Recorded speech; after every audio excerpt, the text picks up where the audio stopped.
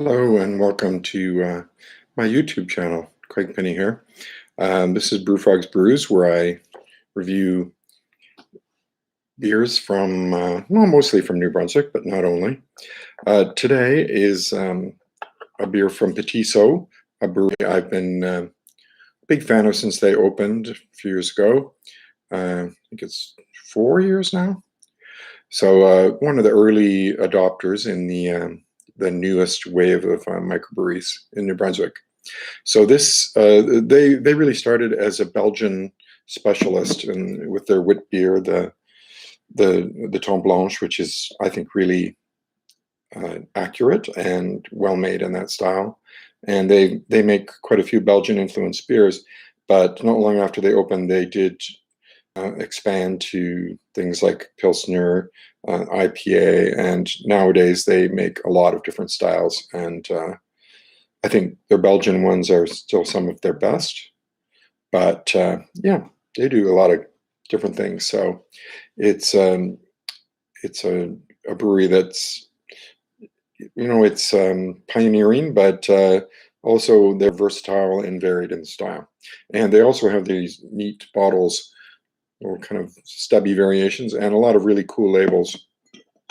So Brut IPA, if you're not familiar with it, it's a style that's very new, actually. I talk a lot about classic European styles, but this is one of those ones that actually originated in the United States, in San Francisco. The first reported beers made in this style were from a place called the Social Kitchen Brewery in San Francisco, and the brewer was Kim Sturdevant. I hope I'm pronouncing that close to properly. What a Brut IPA is it's Brut means dry when you're talking about sparkling wine, champagne most famously, and so it's basically a drier version of an IPA. West Coast, I guess, generally would be the style, and then drier. And the way they make it drier is by adding an enzyme during the mash, and that helps to convert more starch to sugar. So you get more available sugar to ferment, which can mean higher alcohol, but it also means there's less sweetness in the finished product after fermentation. So hence Brut. Now when you do that, of course, if you kept the bitterness super high and then the beer is drier, it doesn't have sweetness to balance off the bitterness, and what would happen would be an unbalanced, probably too bitter beer. So they tend to be lower in bitterness, although I'm sure there are exceptions. I'm not actually sure of the bitterness level of the Brut IPA number 3 from Petit Sault, but I know it's over 8% alcohol, so it's definitely got benefited from available sugars for fermentation. So I'm going to pour it here into my Trois Monts Bière de Flandre glass, and if you see it, it's very hazy. Not exactly a shock these days to see a hazy beer.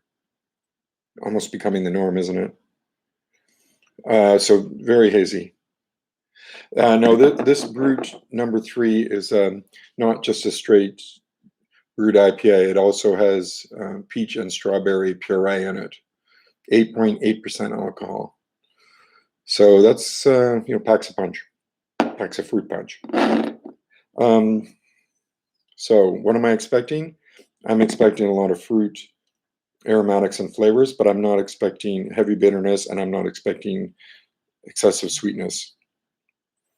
I'm not really expecting any sweetness since it's Brut, right? The nose is very fruity, and it's fruity as opposed to hop fruity. To my nose, it's it's the actual esters of the fruit. I think more for me, it's more the strawberry than it is the peach, but sometimes esters can kind of, collect together when you're smelling them, and you're like, wow, that's really fruity, and it's a combination of different esters from the different fruit. I'm not picking up a lot of hop or malt. I don't expect to pick up malt particularly.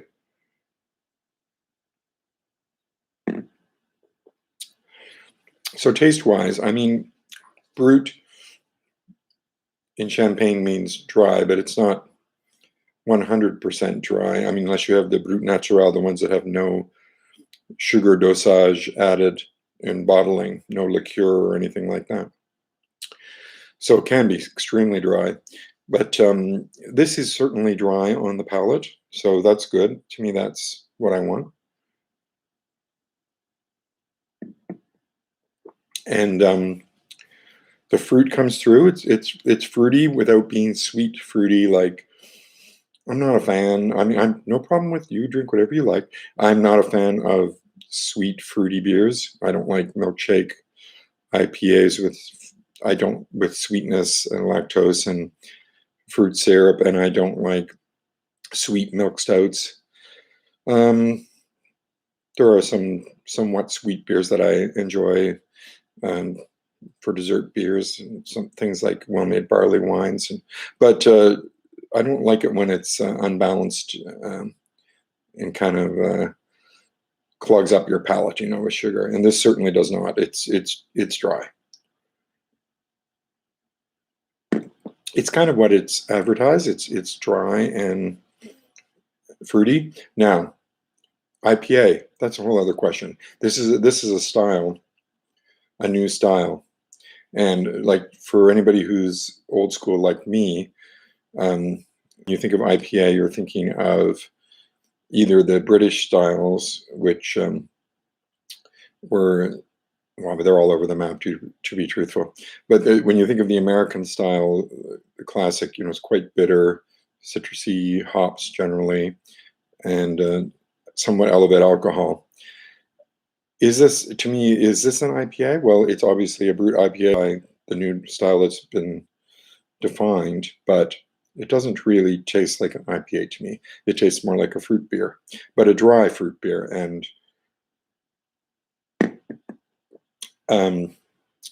it has, I guess, there is some bitterness there, and it's really hard to say how much. It's tricky. So it's kind of like, it looks like a New England IPA. It has the fruitiness of a lot of New England IPAs, but it's super dry and boozy. So and bitterness level, again, that can really vary for New England IPAs, although it's generally low compared to the kind of classic American IPA or double IPA. So my comments on this beer in general would be that it's well made, it's clean, there's nothing wrong with it. That's important, and it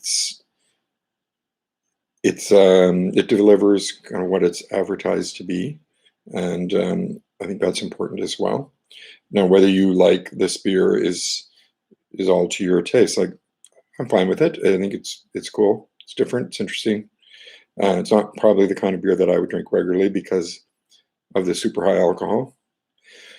So it's more of a curiosity to have to share and sip a little bit of. So, but I mean, I know there's drinkers for every beer, and some people will take a beer like this and treat it as their summer quaffer, which on one level is scary if you think about 8.8%, but on the other hand, we drink wine all the time. That's 12, 13, 14, 15, 16% sometimes.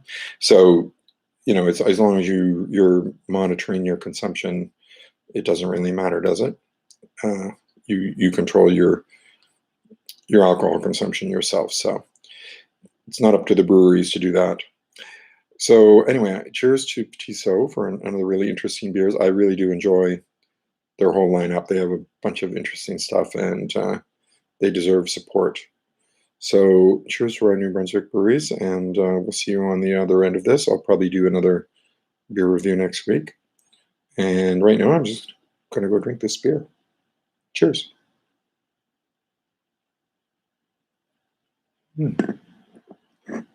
Brut.